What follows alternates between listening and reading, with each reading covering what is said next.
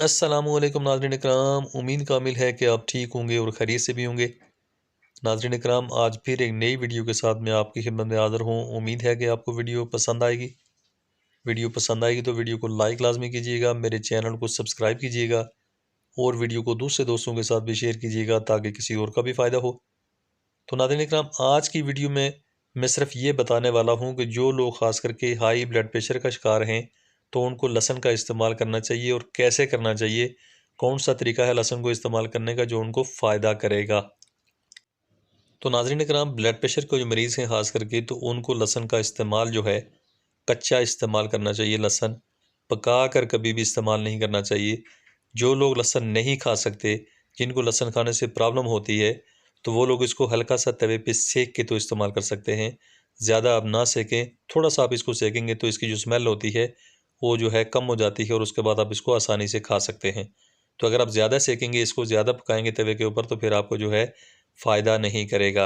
तो नाज़रीन इकराम, लहसुन का इस्तेमाल ख़ास करके आपने सुबह को करना है। जो ब्लड प्रेशर के मरीज़ हैं, सुबह को आप लहसुन का इस्तेमाल करेंगे और आप दही में डाल के भी इस्तेमाल कर सकते हैं, शहद में डाल के इस्तेमाल कर सकते हैं आसानी के साथ। अगर आप शुगर के पेशेंट नहीं हैं तो फिर शायद इस्तेमाल कर सकते हैं, अगर शुगर के पेशेंट हैं तो शायद इस्तेमाल ना करें।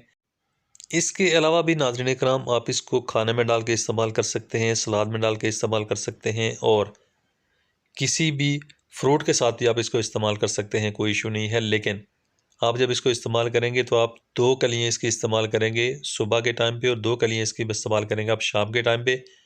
शाम के टाइम पे जो आप 2 कलियाँ इस्तेमाल करेंगे तो आप जल्दी इस्तेमाल करेंगे ताकि आपको जो है थोड़ा-सा ये हज़म होने में भी प्रॉब्लम ना करे। अगर आप जो है ना इसको खा के एकदम से लहसुन आपने खाया और उसके बाद आपने जो है बेड के ऊपर चले गए, आपने सोने के लिए जो है ना तैयारी कर ली, तो ये कभी भी जो आपको फ़ायदा नहीं करेगा, आपको प्रॉब्लम करना शुरू हो जाएगा। आपने शाम का जो आपने रूटीन बनाई है, शाम का जो लहसुन आपने खाना है तो वो आपने 6-7 बजे आपने खा लेना है ताकि आपको सोने से पहले 2-3 घंटे आपको वक़फ़ा मिल जाए। तो सुबह को नाज़रीन इकराम, आप जो इस्तेमाल करेंगे लहसुन, तो वो खाली पेट आप इस्तेमाल करेंगे। तो नाज़रीन इकराम, 2 कलियाँ आप सुबह को इस्तेमाल करेंगे, 2 कलियाँ आप शाम को इस्तेमाल करेंगे। शाम का मैंने आपको बता दिया कि 6-7 बजे के बाद आप इसको इस्तेमाल ना करें तो ज़्यादा बेहतर है। तो 6-7 बजे जो है आप इसको इस्तेमाल कर लें, तो उसको जो है आप फ़ायदा उठाएँगे इस तरह से करके कि वो ये हज़म भी ठीक हो जाएगा और उसके बाद आपको सोने में भी प्रॉब्लम नहीं करेगा, नींद में भी आपको प्रॉब्लम नहीं आएगी। तो सुबह का आप इस्तेमाल करेंगे नॉर्मल, खाली पेट आप सुबह इस्तेमाल करेंगे इसको। उसके बाद आप 5-10 मिनट 15 मिनट के बाद नाश्ता कर लेंगे, कोई इशू नहीं है। और ख़ास करके जो हाई ब्लड प्रेशर के मरीज़ हैं, नमक से आप बचेंगे। नमक जितना कम इस्तेमाल करेंगे इतना आपको फ़ायदा होगा।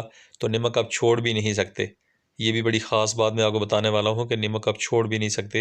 एकदम से नमक अगर छोड़ देंगे तो नमक छोड़ने के बाद क्या प्रॉब्लम आपको सामने आएगी, ये मैं किसी अगली वीडियो में आपको बताऊँगा।